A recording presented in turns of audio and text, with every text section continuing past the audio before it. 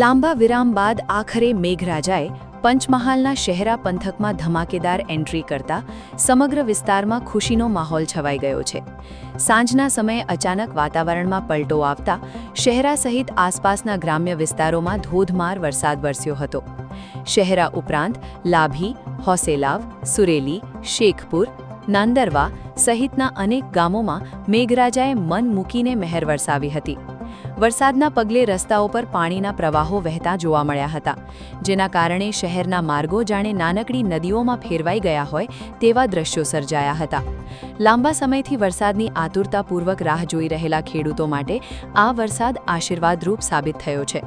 વરસાદને પગલે ખેડૂતોના ચહેરા પર ખુશી સ્પષ્ટ જોવા મળી રહી છે અને ખેતીલાયક પરિસ્થિતિ સર્જાતા આશાનું નવું કિરણ જાગ્યું છે. વરસાદી માહોલના કારણે શહેરાના બજારોમાં સામાન્ય દિવસોની સરખામણીએ લોકોની અવરજવર ઓછી જોવા મળી હતી. જો કે મેઘરાજાની આ ધમાકેદાર એન્ટ્રીએ સમગ્ર શહેરા પંથકને ઠંડક અને રાહતનો અહેસાસ કરાવ્યો છે.